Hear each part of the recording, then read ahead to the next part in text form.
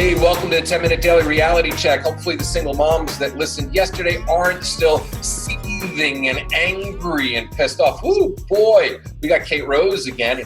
Kate, I got to tell you, I got some emails yesterday that was like, woo, the women were triggered. Not only were they triggered, they were pissed off, but through their pissed offness, you can see that we actually got through to them. So maybe, just maybe, we're going to bring integrity back to the USA, and the world, because we seem to live in a world where there is no integrity anymore. Mm-hmm. Absolutely. No, and it is possible. And the thing is nobody wants to be triggered, but otherwise change doesn't exist. Change doesn't happen unless we're triggered. So, and everybody is free to make their own choices and everybody is at different levels of awareness. But, when it comes to our kids, they deserve our best. And that's pretty much what it comes down to. Yeah, they really do. And I can't one day for my daughter to listen to the podcast and she'll think to herself, oh my God, my dad talks one day about like how great it is to be a parent of me. And then the next day he talks about penis afros. You missed that. You missed it. That was an episode about 3 weeks ago. It was about all the men out there that expect women to have Brazilians, yet they will go with a full 70s bush down there and think it's perfectly okay. So it's that. Well, I have to say, I'm sorry I missed that one. Yeah, I know. That one was funny. But anyway, you're writing to me, and it's interesting because I'm actually writing a romance novel now, right? Really? And your writing is so beautiful from a male's perspective because, I'm the male that I've done a lot of work on myself. I haven't been in a relationship in a long time. I'm not afraid to realize what my triggers are. I am honoring all my mistakes, even if I keep making the same ones over and over again. I know what it feels like and what I want it to feel like to have soul sex and make love. We look into someone's eyes and lights on instead of lights off. And I mean, I've done all that work. I know my love blueprint and I know it really, really well. And every single time I read one of your articles about him, it's always about him. It is about where is he? When he comes and claims me, when he makes love to me and looks into my eyes. I mean, you are bearing your soul, girl, like all the time. I mean, in a world where people are trying to date, like they're dating on Manazon and Womanazon.com and they're barely putting anything down. You are just bearing your soul. What made you do that? I mean, what made you get so raw and honest? I love it. It's not easy. It really isn't sometimes. And there's still moments where I question myself. For me, it was that I felt like I swallowed my truth and who I was for so long that, when I got a taste of what it felt like to not, it was addicting. And I realized that the more people always try to hide who they really are. Nobody just puts it all out there. And that's really what makes us who we are individually. That's what's the good stuff. That's what we all search for. We don't need a carbon copy, woman and man to make us happy with the good job and the clothes and the car, because that doesn't really do it. That doesn't make a difference in the end. It's all about your individual, quirks and who you are. And I felt like for me, in all aspects of my life, really, I have no other choice but to be honest. If I am not honest with myself and open and raw and vulnerable, then that means nobody else is going to get that side of me either. And my relationships will reflect that. Honesty is so sexy. I mean, I've been, as we all have, I've been with the narcissists, I've been with the women who lie, and I'm not blaming them. That's who they are. They're just not evolved people. And one of my coaches that I go and see, he said it perfectly. He says, everybody in life will bring people in that are below them. Okay. Through those lessons that you learn, you will then grow and become a far superior god or goddess, because really God and goddessing is really inside us at all times. Right. And we could really channel into that energy. And he says that person that you were with, they were just a stepping stone, a lesson that was learned, and you embrace that. But I got to tell you, Kate, the honesty is such a turn on as a man, because so many people are playing agendas right now. I almost want to start, you and I should start a dating app called Agenda Dating. Let them just get wait a second. They already have that. That's called Sugar Daddy and all those other ones. But Exactly. I mean, I just feel like people are always running Hmm. an agenda that's based on half truths and based on fears. And here you write about what it will feel like to make love to this man. I mean, wow. Absolutely. I mean, women need to learn from this and men need to read you. You've visualized this so well. Now the question is, how are you manifesting this into your love life? Is it happening? Has he shown up? What's going on in that? If you don't mind sharing that, because I think, and there's reasons behind it. Once you tell me, I'm going to tell you something that I try to manifest as well. And I believe there's a manifestation timetable. And we'll go into that in a second as soon as you answer this really hard question. Well, I am single. I don't have the man here with me now, or a man with me here now. I've tasted him, but I don't know if there is just one him. Um, I've tasted, I've learned, I've been able to have experiences. But the thing about this real, messy, raw, vulnerable love is that both people have to be in the place to choose it at the same time. And on attachment and being in this also goddess phase means that if someone doesn't want to choose it, then that's okay. And everybody goes on their separate ways, mutually loving and respecting one another. But so the ultimate him has not paid me a visit yet, but I've had enough taste where I know exactly what I'm looking for.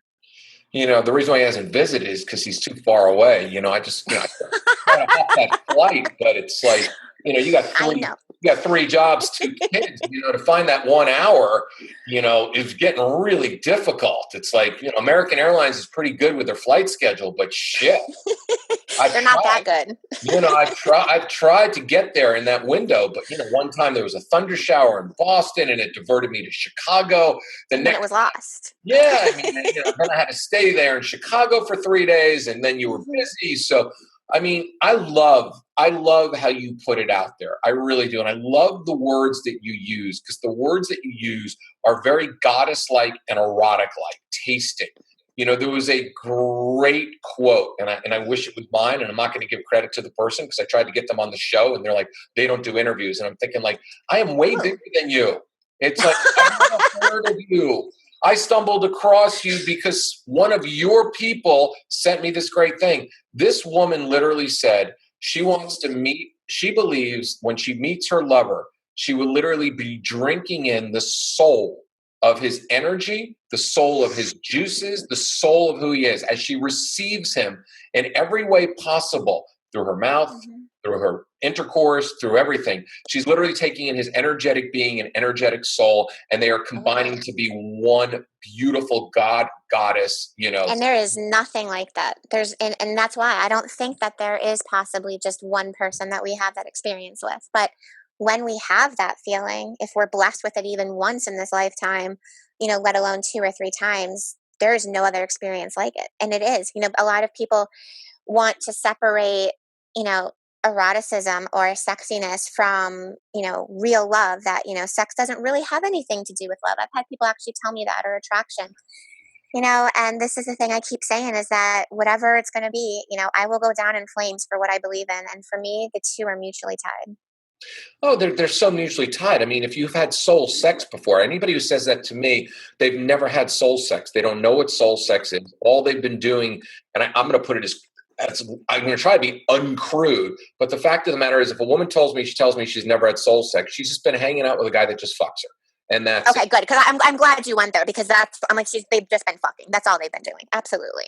Oh yeah, I mean, I Yeah. was with somebody one time, and I was trying to teach her and show her the essence of what erotic foreplay is. Looking in each other's eyes, lighting candles, playing the music, everything, right? And all she would say over and over again, is like, "Okay, this is great, but I just like it really hard and really fast." And I think to myself, "Great, that's men have been fucking you your entire life. You have no idea what energetic soul sex is, and you're really afraid to really be seen and look back." And she also was a woman who controlled her orgasms. She was like a master at controlling it because she never really gave herself permission to truly let go. And that's what you and your writing is just an unbelievable. To me, there's two types of orgasms, right? There's the physical orgasm, and then when I read your writing, there's the mindgasm that I have.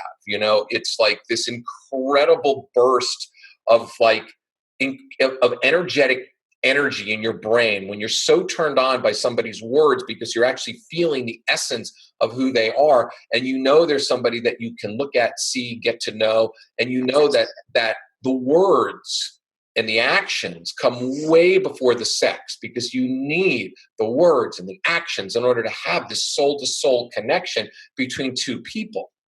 Absolutely. You don't stand a chance. And that's, there's that old, quote, and I actually just forget. It's, turn my body on or something, you can have me, but if you turn my mind on, I'm yours forever.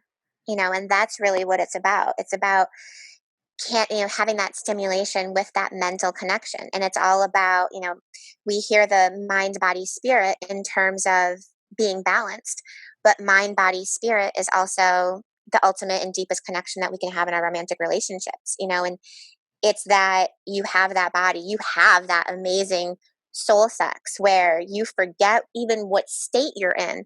You have that mental connection where you continually stimulate each other and challenge one another. And then there's that spirit where you have that spiritual connection where you help each other believe and have faith and greater meaning and greater beliefs in this world. And when you can find that, there's nothing better. That's the gold. Well, it's because it's a heartgasm, braingasm, and orgasm all combined into one. It's a full body experience. It's unbelievable. It's an endless orgasm for a woman to literally have soul sex, because one leads to the next, which leads to the next. And if you're a man, you don't think about coming, because you're actually connecting to the woman's orgasms that are consistently flowing through her body, because you're transferring that energy between the both of you. So what happens is all of a sudden, you start feeling her orgasms as a man, and you literally start taking in her energy and start having those orgasms really manifest through your body, which is so powerful. That's what's so powerful about soul sex. And that's why it can last for hours and hours. And I never understood people that never understood that. They're like, okay, I just came, I'm done. Okay, great, wonderful. It's the physical side of sex that they've been addicted to. The emotional side, when brain and heart and mind and soul meets body, it's like nothing else. And it's the only thing that I ever crave and desire. That's why when you write, Kate, I always hear you, and I always say to myself, this is a woman who's not afraid to put it out. This is a woman who's highly evolved. This is a woman who owns her mistakes, and this is a woman who's not going to settle for mediocrity when so many people are settling for mediocrity. I give you the highest regards right now, and I don't do this with all my guests. They got to earn it. You've already earned it. So if you have one final statement about this incredible subject, what would it be? One word of advice to every man and woman listening right now that have probably been totally turned on. If we haven't turned you on during this podcast, then there's something physically wrong with you. So absolutely, you need to listen to this again in a dark room, light some candles, and listen to the words that Kate and I are using. So Kate, one final bit of tidbit so everybody can be on this same journey that you and I are spectacularly on right now. Not to dare ever give up, and they have to open themselves fully in order to be able to take another in fully. But no matter what happens, don't give up, because if you give up, you'll never get it. I love it. All right. Your magic words of writing and everything else where they can see you is where?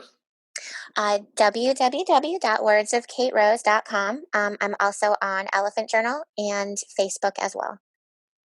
Perfect. We're going to have you on one more time tomorrow. Tomorrow, we're going to talk about something. Well, we've ripped single moms apart a little bit and given them hope that there's actually a better way to parent. We have talked about having mind-blowing sex and orgasms. Tomorrow, we got a surprise topic. I'm not going to tell them what it is, but you need to listen, because you never know what's going to happen on the 10-minute daily reality check. Your only job between now and tomorrow is to listen to these magical words and get turned on. After you get turned on, you need to spread. I had to say the word spread. You need to spread this on Facebook. You need to share this on social media, and you need to like it so other people can listen, so all of us can enjoy the beauty of a soul-to-soul connection. We'll see you tomorrow on the 10-Minute Daily Reality Check.